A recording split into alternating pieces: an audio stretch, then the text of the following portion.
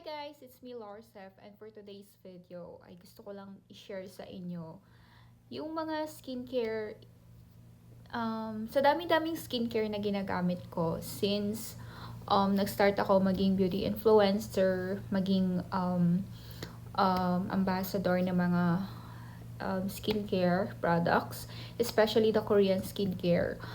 Meron talaga akong mga ingredients ng skincare na patronize yun. So, una, yung gusto ko talaga sa mga products is meron siyang vitamin C. Hindi yun mawawala kasi it really gives glowing and brightening the skin. Since I have a hyperpigmentation on my skin, tsaka naglighten na nga siya eh. And next, yung may Centella asiatica extract, yung tea tree, tapos yung merong niacinamide, yes. Kahit sa sabon, cleanser, toner, serum, and mask, gusto ko talaga yung may niacinamide. And then, yung may Bakuchiol, yes, for yung anti-aging, yung Bakuchiol, and or retinol, ganon. And yung mga merong snail mucin, tulad ng CosRX, mga peptide, ganon, and hyaluronic acid.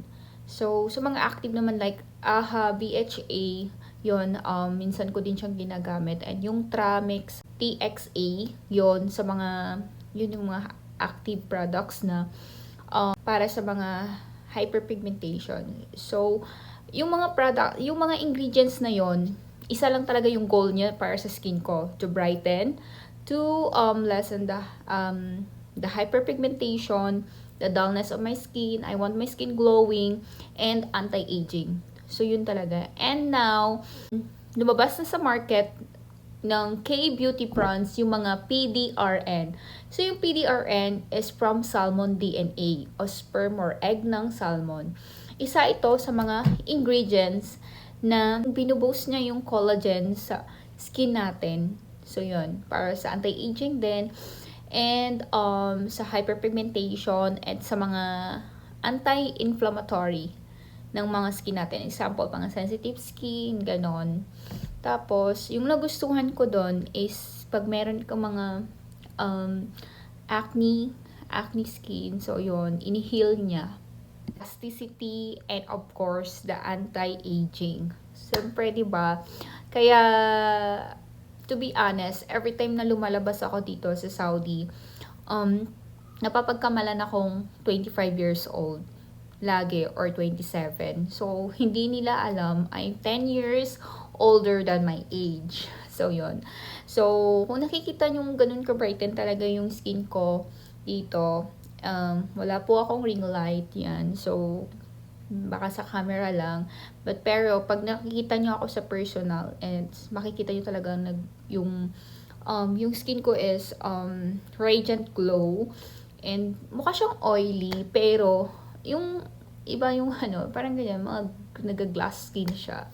And yes, I want to introduce you this PDRN from Medicube. This is the pink peptide serum.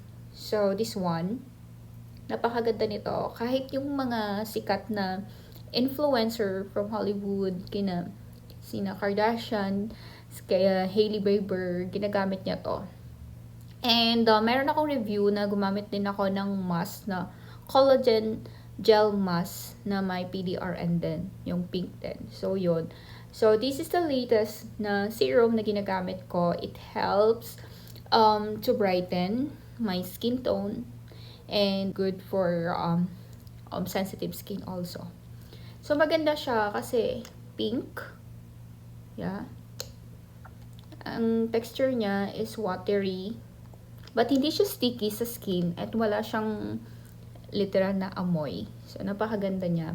So, I will do the product review for this. And yun lang, share ko lang sa inyo yung mga product na ginagamit ko. Gusto ko lang pakita na this one have PDRN. So, ito yung cleanser, then yung toner na may PDRN din, and of course yung mga ginagamit ko na cream, meron siyang mga niacinamide. Ayan, may mga niacinamide. So, yun. Usually na mga skincare ko, kahit balikan nyo yung mga product na ni-review ko, meron talagang mga ingredients na na-mention ko. Gusto nyo talagang maganda yung skin nyo, dapat mag-invest kayo sa mga product na tumang mahal pero worth it naman. Kasi sa 1 or 2 bottles, makikita mo na talaga yung improvement ng skin mo. And of course, proper sleep, healthy diet din, and of course, drink water, ganon.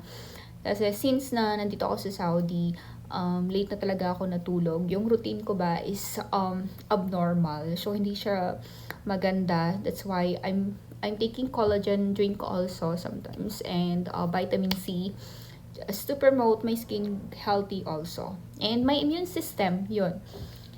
So, for my skincare, isa din to talaga sa tumutulong yung mga skincare products sa skin ko para maging ganito siya kaganda. Yes. You have more question about some of the products. And of course, sunscreen. Always apply sunscreen every day.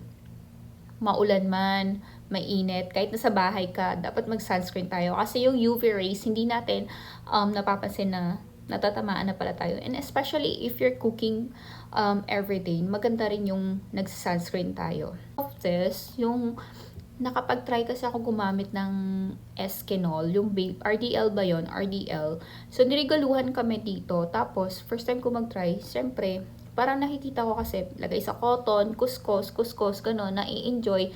Until na next day, nasugat siya, nangate. So, yun yung pagkasugat niya, nag-dark na siya, parang naging milasma na siya. Then, timing din na umuwi ako ng Pilipinas for bakasyon. So, parang nadagdagan yung init. Parang hindi kinain ng sunscreen. So, yun. But, thankful at naglalighten na rin siya yung sa skin ko. And, yun. At bago tayo mag-try ng mga products, you should pot test first. And, kung meron kayong mga allergy, please consult your derma para ma-avoid din yung mga harsh sa skin and problem. So yan for today's video, and thank you so much for watching, and I hope you continue to support me for my review, and thank you so much for supporting me, and of course to the brands, thank you so much, and more love for us.